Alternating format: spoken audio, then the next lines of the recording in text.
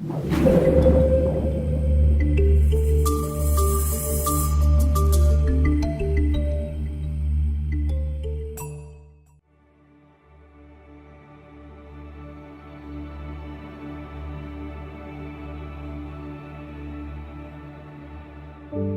came to this city for all kinds of reasons.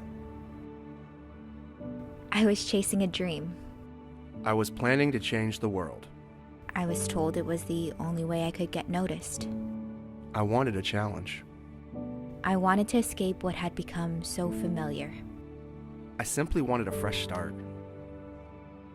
We came with high hopes and big dreams, and some of us have found that dreams do really come true. I made it. I launched the company. I have found the closest of friends. I received the funding. I am the healthiest I've ever been. I became partner. I met my spouse here. So many good things, yet we find ourselves wondering, isn't there something more? Don't get us wrong. We have a good life, but something still seems to be missing. Others of us showed up with the same high hopes and big dreams, but it hasn't really worked out. I have a less than ideal housing situation. I have struggled with anxiety and depression. I don't have a clue what I'm doing here. I'm not in the place I thought I'd be in my career.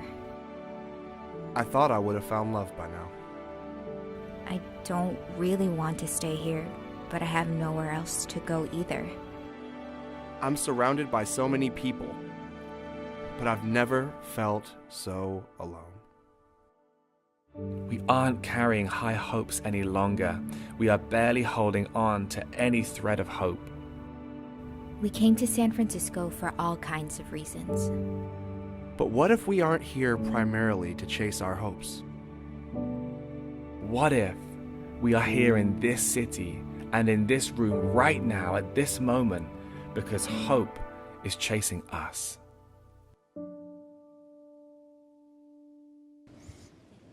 Happy Easter. Before I get into the talk for today, I just want you to know that I'm thrilled that you're here, that we've been praying for you all week, and I know for so many of you it took courage to come into a setting like this, either because you've never been in a setting like this or you haven't been in a setting like this for a long time, but we're thrilled that you're here. We all know what it's like to live with high hopes, don't we? And we all know what it's like to have those hopes crushed in a moment, don't we? I don't know how it works for you, but every day, with the exception of Saturday, my alarm is set for 5:30 a.m.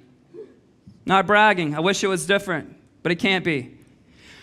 And now that I'm an old man, inevitably, almost every single night, without fail, I am woken up in the middle of the night.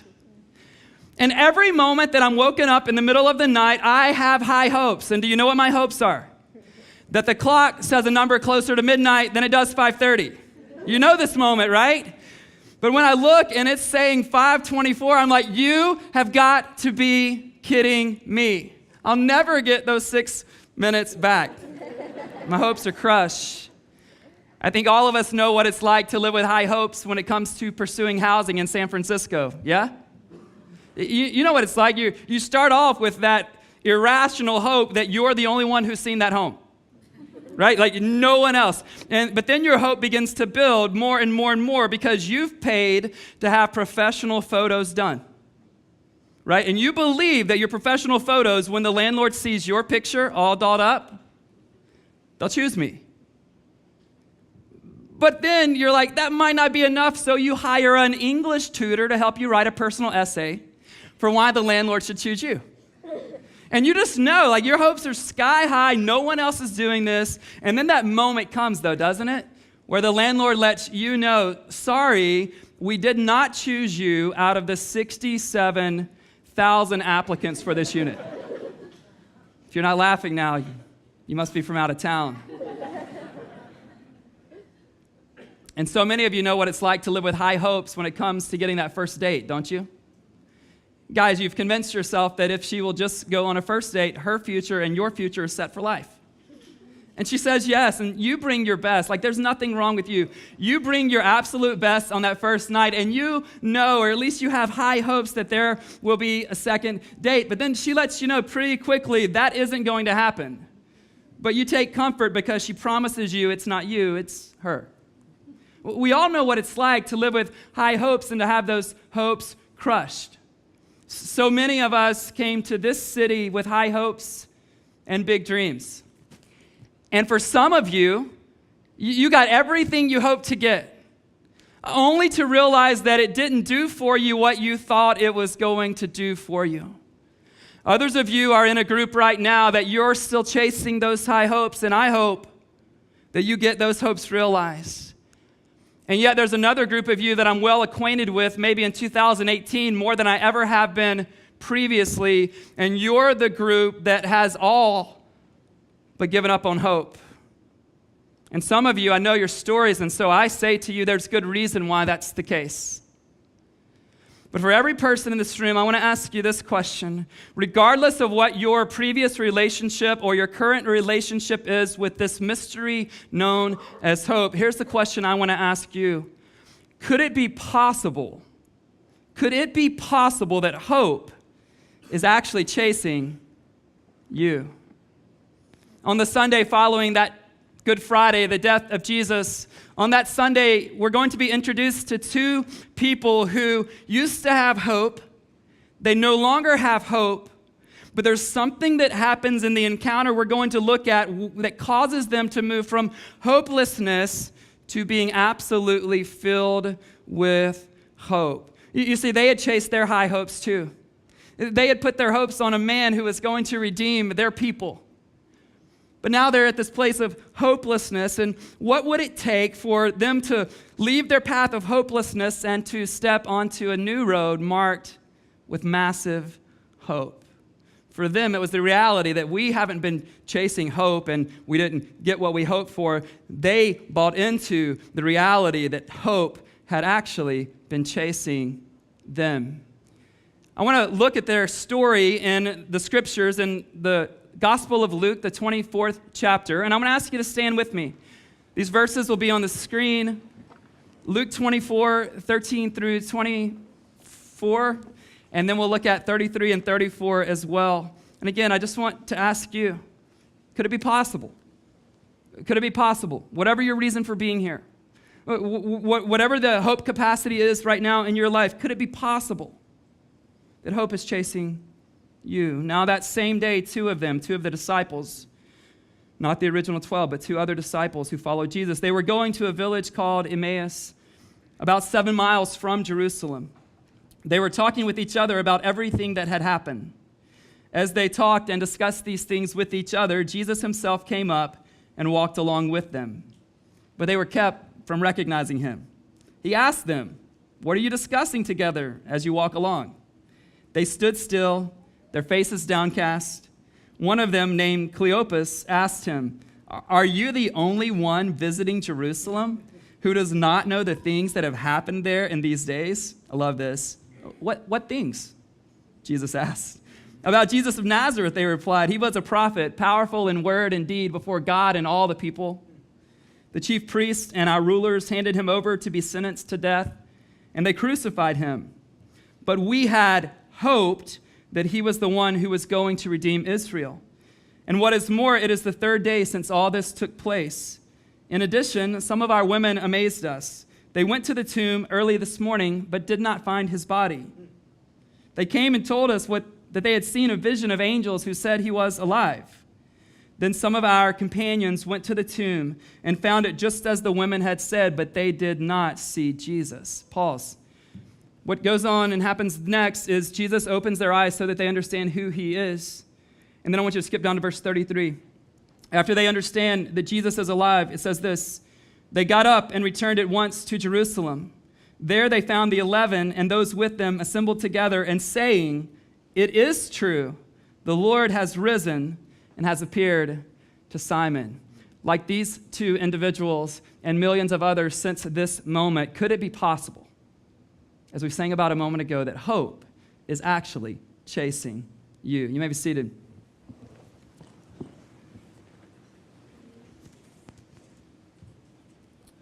So Jesus shows up on this road from Jerusalem to Emmaus, and he begins to interact with these two individuals. And wherever you are when it comes to your faith in Jesus, I hope you at least can appreciate his sense of humor. Picture this. Jesus comes up to them, and he says to these two individuals, "What are you discussing?" And they basically say to him, "What else would we be discussing?" Like, we are talking about what everyone has been talking about since Friday. Listen to this. Are you the only person in all of Jerusalem who's clueless about what has happened? If you don't appreciate God's sense of humor, you're missing it. And Jesus, sometimes you know how your friends, or your children play pranks on you, and they just stay in it too long? Jesus stays in the prank. He doesn't fess up at this moment. He's like, "Oh, guys, it's me."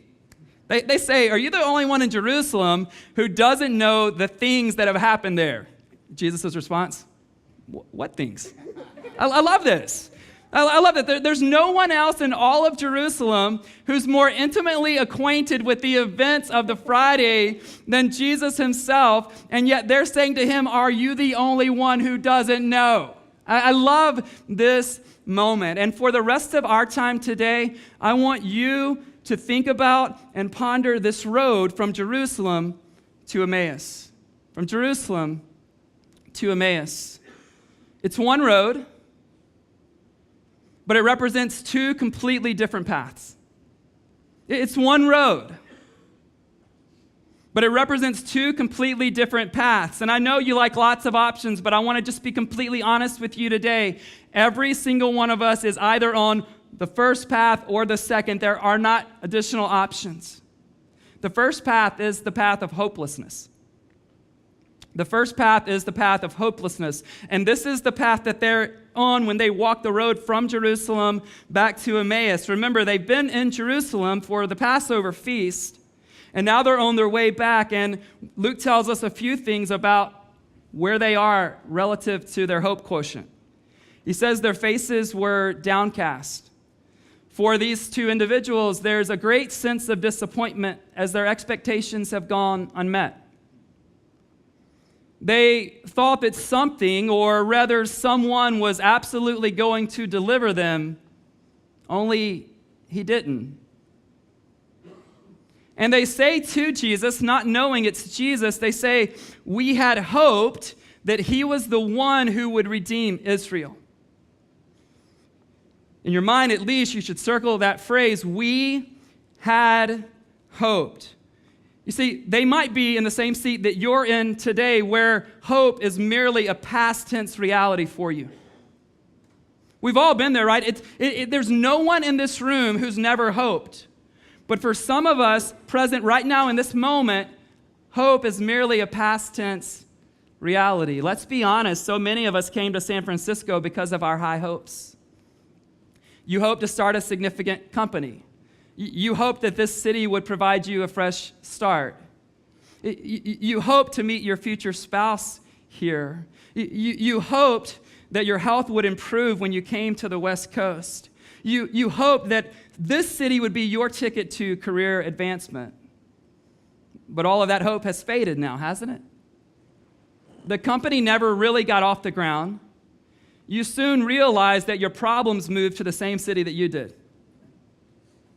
You haven't met your future spouse, and it doesn't appear that you will. And for some of you, you don't even still have the spouse you moved here with. Your health has only gotten worse, and as far as your career goes, you're still stuck in the same position. Hope has faded. But there's a second path on the same road. It's still the road from Jerusalem to Emmaus. Or you may want to think about it, it's the same road, but it's now the road for them from Emmaus back to Jerusalem. You see, in their moment of zero hope, there's something they encounter, and it takes them immediately at once from a path of hopelessness to a path that is filled with hope. When they understand that Jesus is alive, hope shows up in full force, and my assumption is it will never leave them. Because when you come face to face with the kind of reality that they came face to face with, and you can come face to face with today, that kind of hope never fades.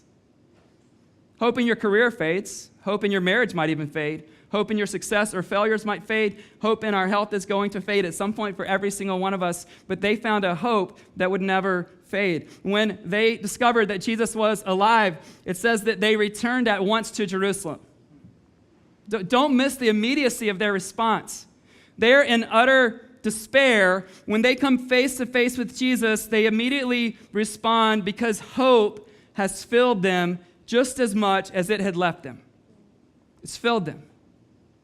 And they're like, it is true. It is true. Now, I want to tell you something. I'm going to say a lot of things over these 30 minutes or so, but I want you to hang on to this statement that I'm about to give you right now, because this is going to meet so many of us where we are. Here it is. Hope or hopelessness is not determined by what is true. Hope or hopelessness is determined by what you believe about what is true. Let me say this again. So don't miss this, because you're like, oh, Ben, if it was true, then I would have hope. Hope or hopelessness is not determined by what is true.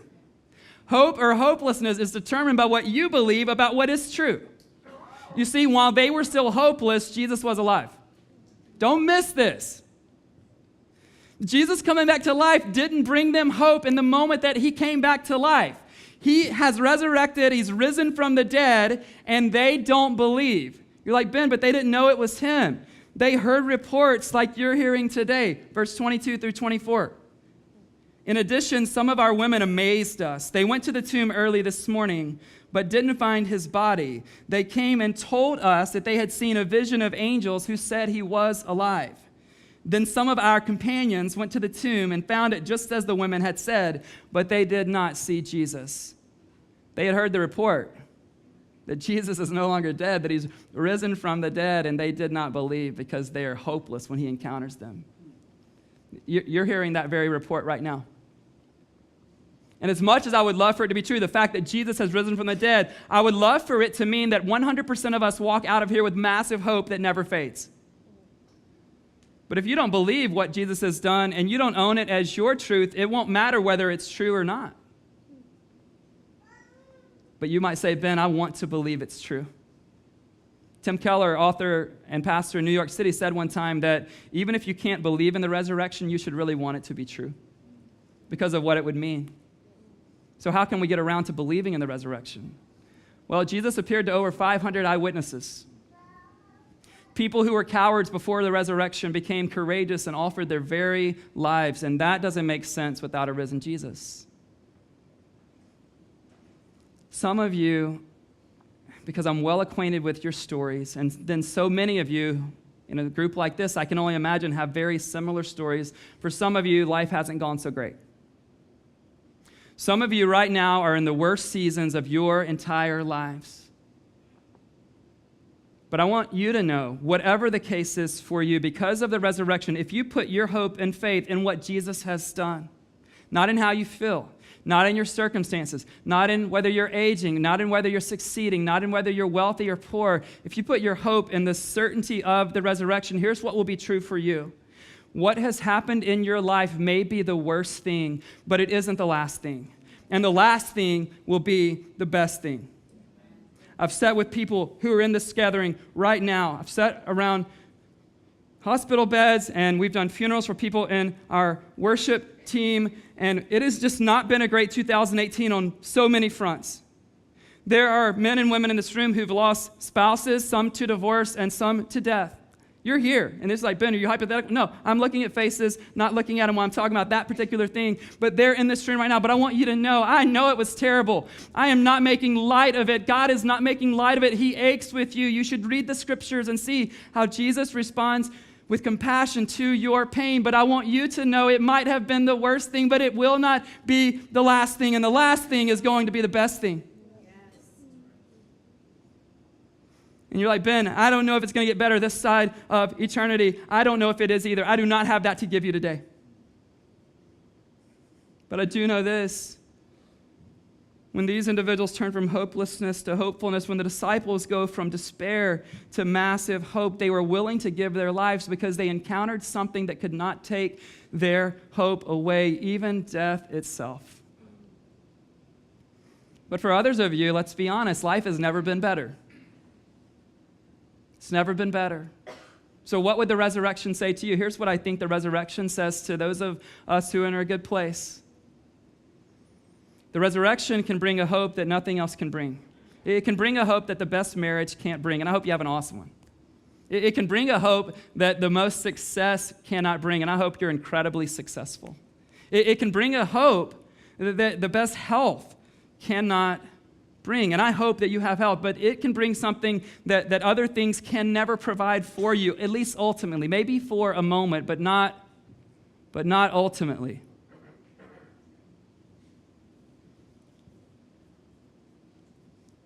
Peter was a man who knew what it was like to lose all hope. Even if you've not been in church much of your life, perhaps you know that Simon, also known as Peter, he was one of the 12 disciples of Jesus. He was one of the 3 in that inner circle that saw things that the other 9 did not get to see with Jesus. But his last memory while Jesus was still alive was saying that he didn't know who Jesus was.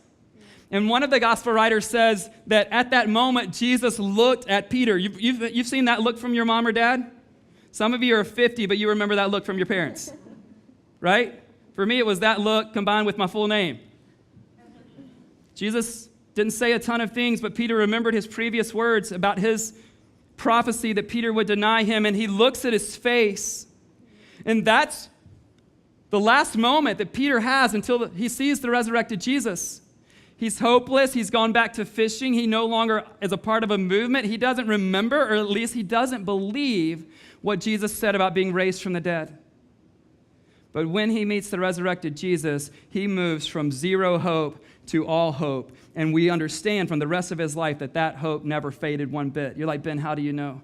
Because the coward Peter ends up being crucified upside down because he had encountered something that death could not take away. Peter wrote a couple of letters that are recorded in the scriptures. And right from the get-go, at the first part of his first letter in 1 Peter 1:3, he wrote these words: "Praise be to the God and Father of our Lord Jesus Christ. In his great mercy, he has given us new birth into a living hope through the resurrection of Jesus Christ from the dead." You're like, Ben, I don't know if I could be as hopeful as Peter. Listen, if your zero hope is existing in your heart and mind right now, when you came in the door, you and Peter have a whole lot in common. He had nothing. And he's the one writing words that we would read a couple thousand years later about a living hope. He says we should praise God, we should worship him, what we try to do from the beginning today because of all that he's done. He said, in his great mercy, what is he getting at there? In his great mercy means that in God's mercy, he isn't giving us what we deserve. That on the cross of Jesus, he's actually giving Jesus what our sins deserve. It's massive. Jesus is owning your sin as though it were his sin. That's good news. And then he says, in his great mercy, he's given us a new birth. Other scriptures say that when we were dead in our sins and our trespasses, God made us alive in and with Christ. Today, God isn't simply wanting to change your path, though he does. Friends, he wants to change you and you and you. He wants to change you. Then he said this, he's given us a new birth into a living hope. Into a living hope. And the reason you need to rally all of your hopes around the resurrection is this: it's the only thing I know of that will not fluctuate. Stock market, has it ever fluctuated? Just looking at faces. Some of you are like, Ben, yes, I won. Does your relationships, do they ever fluctuate? Really? No, Ben, we're steady, perfect, all the time. Teach Shauna and I a few things. Never her fault, always mine, but. Does the success and failure spectrum, does that ever fluctuate in your life? Does your health ever fluctuate? You see, the resurrection, we're not waking up tomorrow going, is it still true today? It's an event that has happened in history, and it has changed the world. But it won't change you unless you believe that it's true. It won't change you unless you believe that it's true. Peter's offering us a living hope because he knows every other hope eventually dies. Hear me say this loud and clear. Whatever your hope is in, whatever your hopes are in, all of those hopes eventually are going They're going to eventually die. Here's why. Because careers end, and wealth always fades, and every single earthly life has a final chapter. So my encouragement, just from a reasonable persuasion to you today would be this. Attach your hope to something that won't fade. Attach your hope to something that won't die, even when you do. You see, here's the thing. Jesus died so that your hope never has to. And he rose again so that your hope might also come back to life. Jesus died so that your hope never has to, and he rose again so that your hope might also come back to life. I cannot promise you that you will get back the thing that you lost hope in. I can promise you you will get something that's better and longer lasting than what you lost your hope in. It's my story. I know what it's like to put hopes in relationship. I know what it's like to put hopes in the performance of your children. I know what it's like to put your hopes in building a church that's growing in the middle of downtown. I know what it's like. And I love so much about my life right now. This Easter, I'm in the category of those of you for whom life has not been better in a long time. But I still know I can't attach my ultimate hope to anything. Shauna and I, our marriage is as strong as we've ever had it. At least that's my opinion. You can ask her or not. But I need something more sure than her. She's amazing. And I have amazing children, 4 of them. But I need something more secure. And I love my job. I love what God has done over these 7+ years in downtown San Francisco. But I need something that can sustain me when this church or my role in it goes away.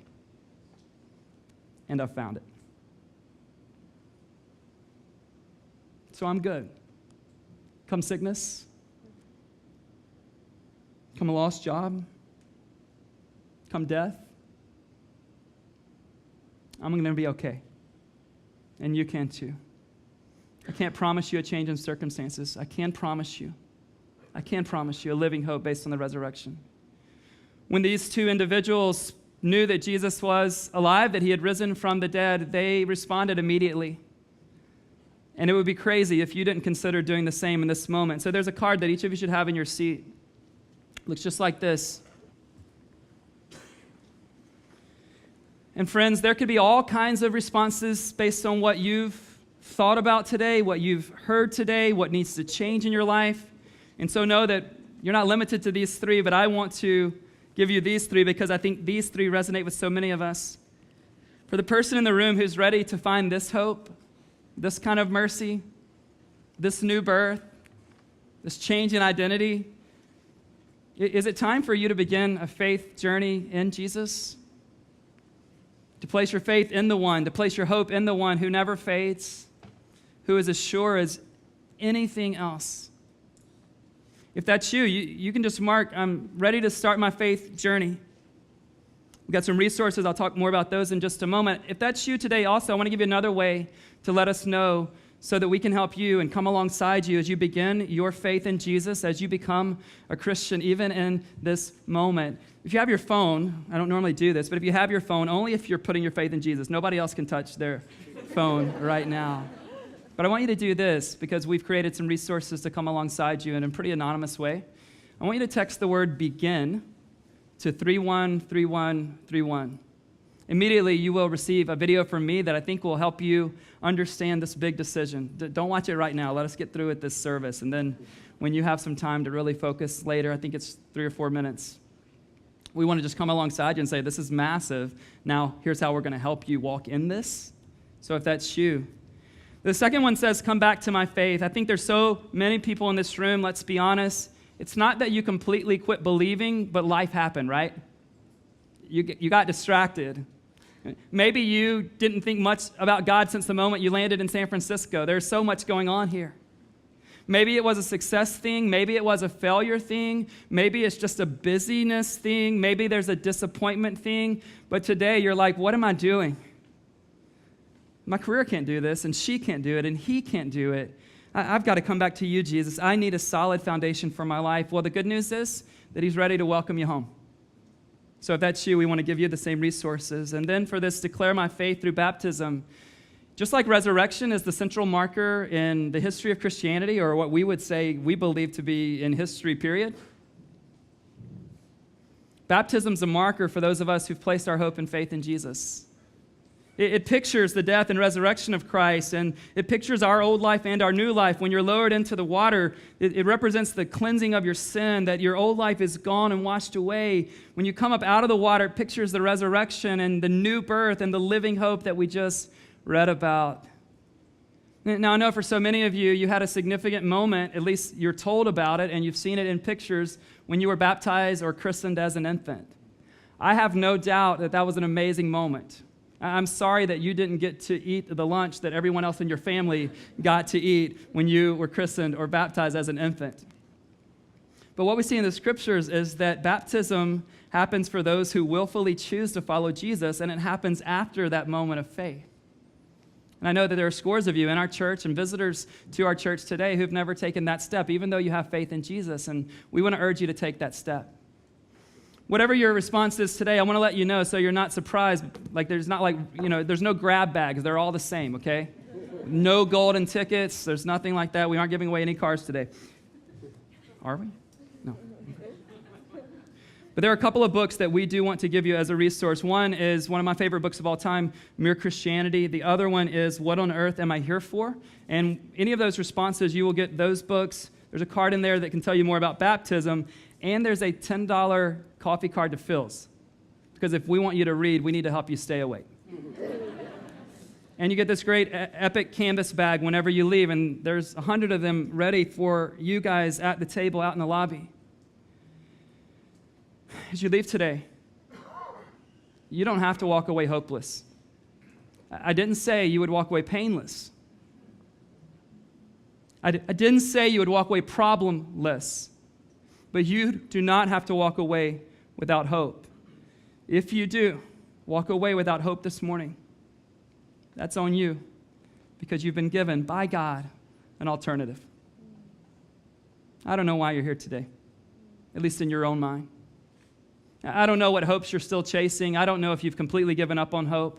But I believe that you're here in this city, and you're here on April 1st, 2018, and you're here in this moment because hope has been chasing you.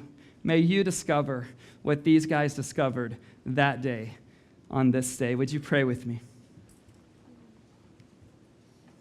Jesus, thank you so much for the hope that you've given us through your death and resurrection. Jesus, thank you that wherever we find ourselves today, the reality is if we're in the worst season, it won't be the last season for all who place their faith in you. And Lord, I pray that all over this room there would be boys and girls and men and women who go, you know what? This is finally something I can hold on to. There are people in this room who've lost children this year. There are people in this room who've lost spouses this year. There are people in this room who are on the brink of losing their jobs. But God, even for those of us for whom life is going really well, we need something more sure than a successful career. God, we need something longer lasting than an amazing marriage. We need something that goes on beyond this earthly life, and we thank you that in you, Jesus, we have it. I pray that you would bring faith and hope all over this room. In your name we pray. Amen. I want to invite you to stand. Go ahead and stand. And if you are responding today, I want you to bring that card so that we can give you the resources. You still have time throughout the rest of today, even in this song, to text the word BEGIN to 313131. I don't know what your plans are today, but I hope part of what your plans will be is walking out of here with your hope alive, because he's alive.